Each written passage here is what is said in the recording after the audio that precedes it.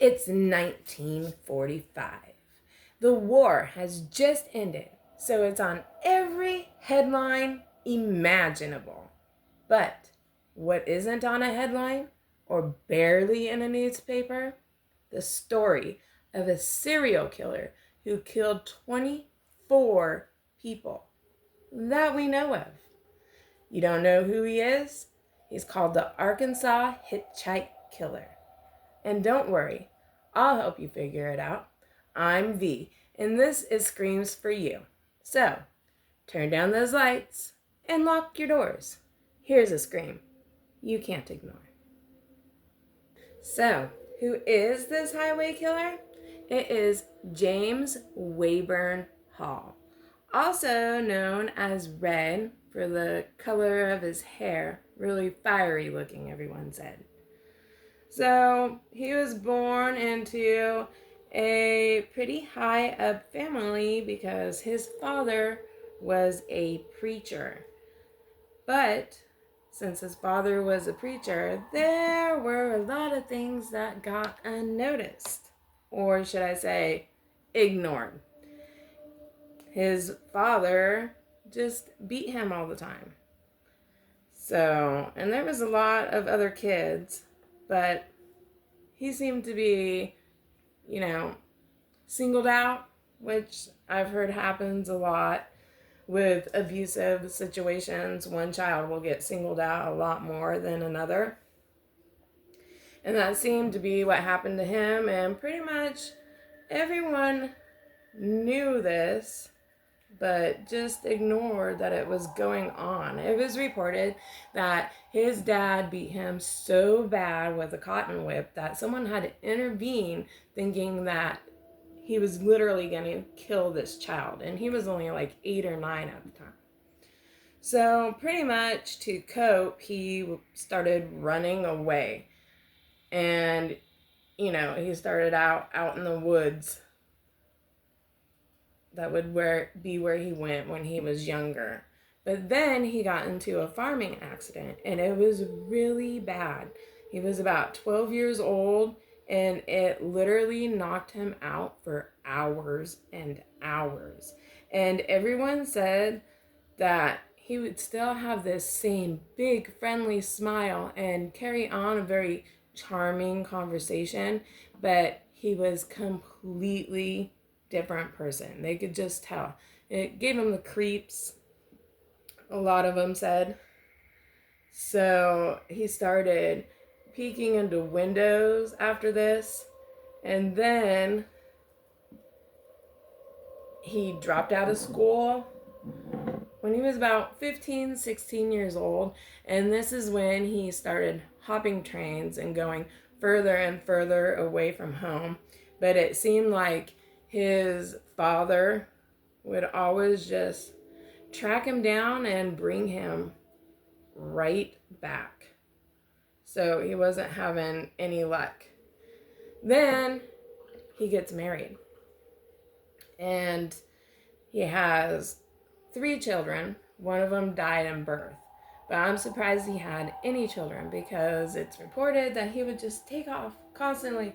And his wife would rarely know where he went. And this is about the time that they're guessing that he started hitchhiking a little more than train hopping. And he'd go further and further away. And he'd send his wife, get this, he would send her postcards like, hey, I'm just out here, doing God knows what and not helping you. And here's a postcard.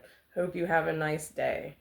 So it would get really bad because they made a living from running the farm, and she would have to be the one that did everything. And she ended up having to have a bunch of the parents help her out because she couldn't do it all by herself. And so after one of these long excursions, she was done. I mean, who wouldn't be? She said that was enough, and she took off and she took the kids. So Wayward got this bright idea that he would join the military. And that lasted 6 weeks before he got dishonorably discharged. And the only thing I could find on it was that he didn't do his job properly. He just wouldn't work or something. So, I mean, obviously he had a problem with authority because his dad was, a big authority. And that accident is rumored that it was his dad that tried to kill him and not some accident, as other people would say it is. But, who knows? Rumors. But, I mean, it's probably true. He gets out. He goes and marries a 19-year-old girl.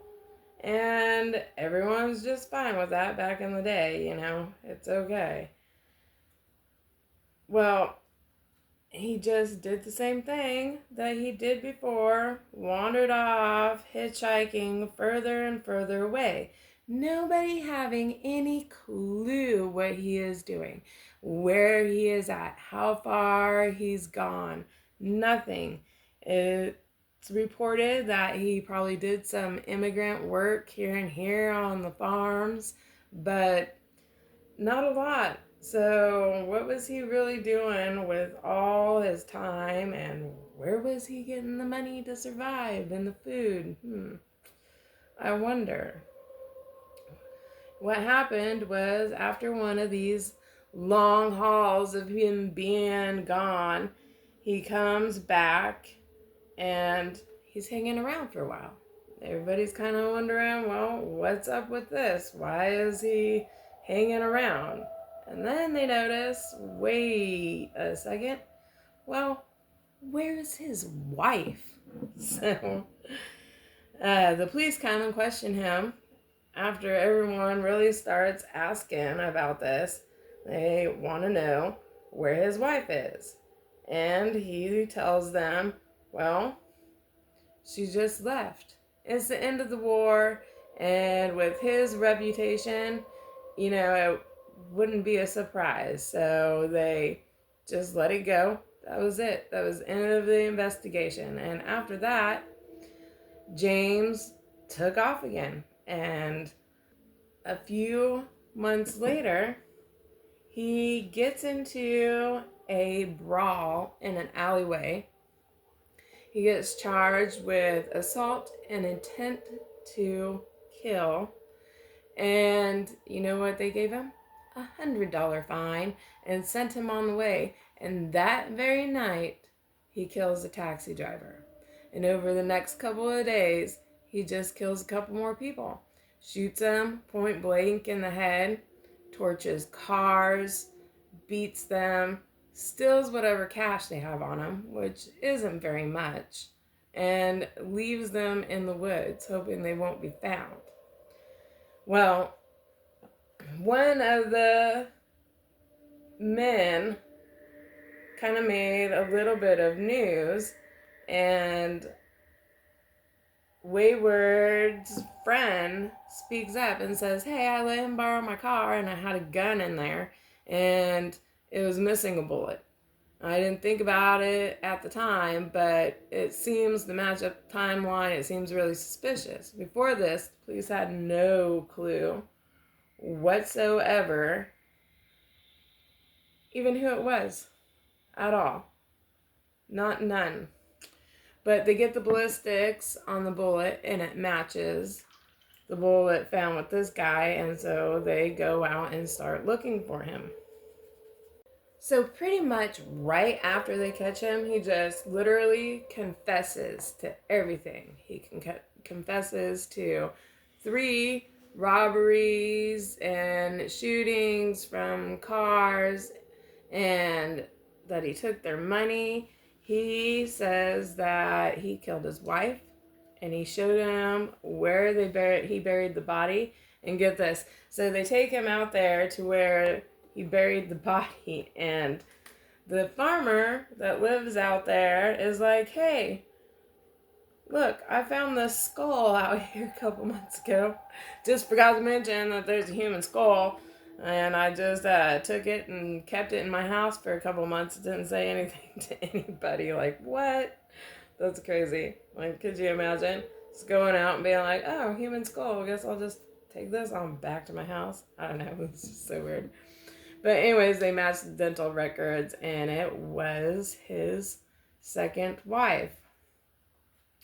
And then he says that he had killed at least 10 immigrant workers, that he would take them out and just beat them to death and leave them in the woods.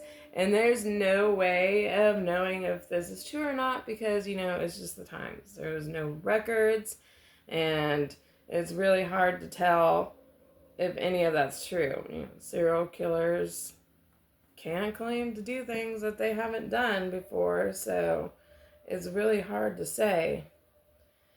But he confessed to killing a few more people. He couldn't remember everybody's names or where things took place. He couldn't remember a lot of details to a lot of the other crimes. So it's really hard to say, if those ones were really true or not. But they went ahead and hauled him off to court for everything else that was true. And then he pleads insanity. Of course. And everyone was shocked, especially back then, because it wasn't something that happened a lot. And they were really afraid that this guy, who claims to have killed at least 24 people, is going to get away with it, And he doesn't. He gets the electric chair, and he is quoted as saying, "They gave me the works, but I can take it." And he also was telling jokes and mocking everybody and just really kind of out there. It was really strange. And when he was ready to die, he was just smiling and laughing practically the whole time.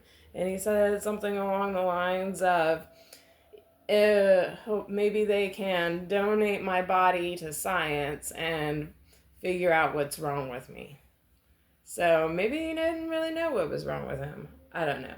It's such a strange story, and it got overlooked so much because of the war. Nobody even really knew the term serial killer back then. So it was really a different time. And that is the story of the Arkansas hitchhike killer. Don't want to miss out on next week's story? Like and subscribe. Until then, have a creepy night.